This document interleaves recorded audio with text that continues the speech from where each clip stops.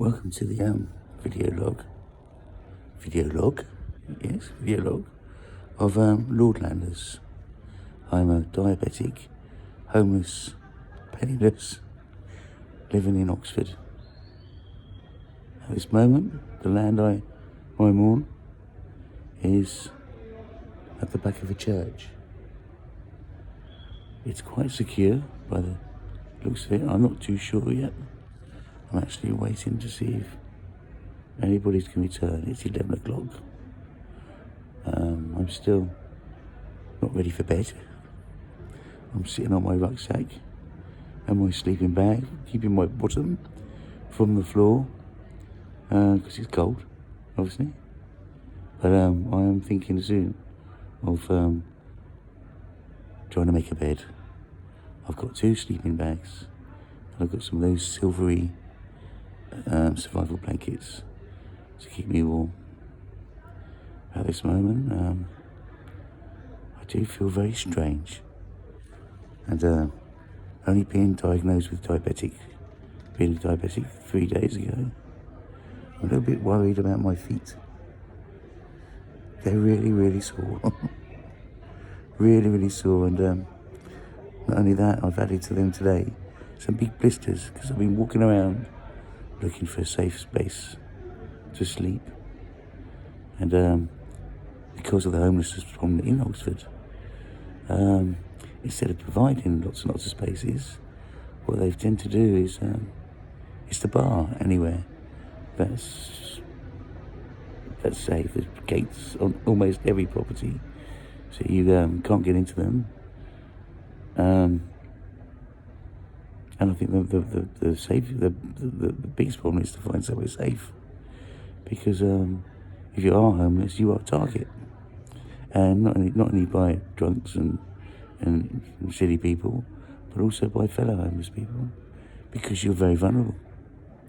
And if you do fall asleep, you can either be attacked and robbed, or if you don't fall asleep, robbed. And I think a lot of the people that are robbed by more than one person. So if you're single and you're out on the street and you're vulnerably just lying on the ground, you can be robbed very, very quickly and very easily.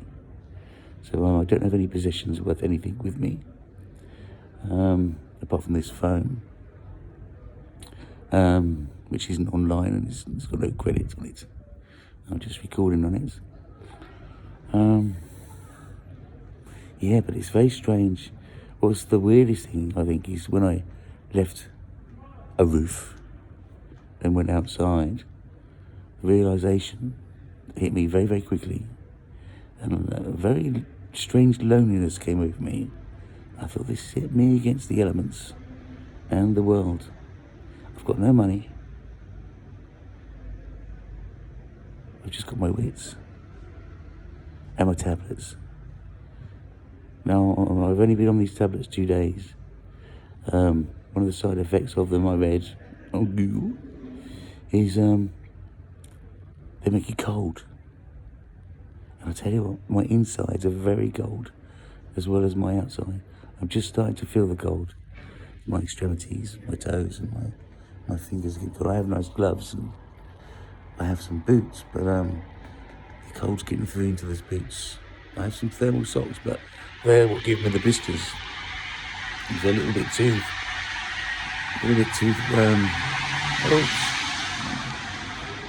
too woolly. As you can hear, I am right in the centre of Oxford, where all the bars and the clubs are, hidden away in a little sanctuary by the looks of it. I don't want to reveal that because obviously I don't think anybody's ever found this place before. No, I won't show you. There is it's lit. I'm sharing it with 3 pigeons. I haven't named them yet. They're not talking to me. But yeah, I feel very lonely. A little bit scared. Scared of it's now cold. It's about 11, and I'm cold. I've got hats, I've got gloves, I've got a scarf, 2 scarves. I shouldn't be cold, but I am cold. I'm cold inside, doesn't feel very nice. The thing is, I mean, there is help available, but it's not there on the weekends. So I have to live life, sleep rough until Monday, and then Monday evening I can inform, I can't remember what they're called now, I have a telephone number. I call them, and then you've got to be verified of sleeping rough. And then after that, the next stage is they give you a pew in a church or a homeless shelter. I have no idea what they're like. I've just left a backpackers hostel where there was, I think there was 14 beds in what looked like, a single room to me, but there was no space between the beds. And it got a bit stuffy in there, a bit smelly, but it was cheap. It was cheap. But I've exhausted my funds now. So now it's me and my wits. Today I did have a nice meal. Cooked meal, free of charge. No, tell a lie. It was $1.50, but it could have been free of charge if I was prepared to do a little bit of work or like washing up or something, which I will do tomorrow because I have to. In fact, I can't do tomorrow. There's no food tomorrow. So I have to again be on my wits. I have to try and find some money or find some food. I have a little bit of cold coffee, which will do. And I gave up smoking this month, but I got 2 sickies. So I'm going to keep them to warm up later. But so far, so good. It's not as bad as I thought. As long as I can find safe spaces like this, I'll be all right. But I've seen other people huddled up in doorways and, in pedestrianised areas, and I think that's not safe. Come the drunks. Now they're starting to kick out the pubs. I think they're very, very vulnerable. And you cannot legally be armed. I would like to have a big gun. Really, I'd like to have a gun. But we don't have guns in England. Or a big sword. Something just to say, go away from me, leave me alone. Especially if there's more than one person. So I have to think about that. How to protect myself. Again, I don't mind a fight every now and then. Keeps you on your toes, but then again, you can quite easily get battered, robbed, hurt. I don't really want that. Not to ruin my beautiful face.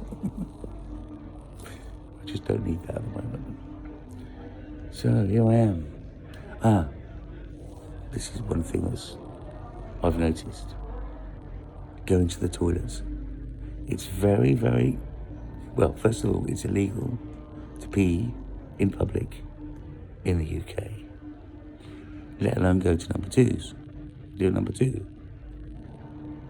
And if you have diabetes, you need to go to the toilet quite a bit. And you also need to keep your fluids moving. Now, luckily, where I am, I don't want to disrespect the area I'm in. I don't want it to smell if somebody else ever stays here, or if I need to stay here again. I don't want to upset the people or the church. So, luckily, the Lord works in mysterious ways. He's provided a bucket. Little red bucket. So I pee in there, and there's a drain. I can tip it down the drain, so nothing smells. Maybe the bucket will later, but I'll pour some coffee in that before I leave, so it doesn't smell. I'm saving a bit for that. But yeah, I'm gonna make my bed. Maybe I'll do, if I've got any more charge, I'll make a little video of my bed and get these boots off, maybe put back on those thick woolly socks just to keep my feet warm, because my feet are getting very, very cold. And my hand, which I'm using to control my phone, is gloveless, so that's quite cold too. As you can tell from my voice, I've just got over a very, very nasty cold, and I don't really want that returning. That was an awful cold. It lasted nearly a month. So thank you for listening, and let's hope all my journey is a good one, and I don't have any bad things. What I'll do is as I go along, I might try and interview other people, other homeless people, people in the charities that help. And so far, you can't knock them. They're beautiful people. A lot of them don't get any money, and they work tirelessly. I was in a place called The Porch today, where I got a hat, some new gloves, a torch, some emergency blankets, a nice metal flask. So I just spilt most of my coffee out, and a nice scarf. I might mention that. But yeah, so I can stay warm. I've got a couple of jumpers, layers. She advised me about layers. Keep lots of layers. Keep the warmth inside. But my legs are starting to get cold now, because you can't really layer your legs. So I'll wrap the emergency blanket around now, I think, and put them in the sleeping bag. But I'm not sure what it's going to be like sleeping on this hard, cold ground, because I didn't get any cardboard. And I think I'm locked in now until 9 o'clock in the morning, when they open the gate of this church. So until then, or till later, or if anything happens, good night, God bless. Sleep tight.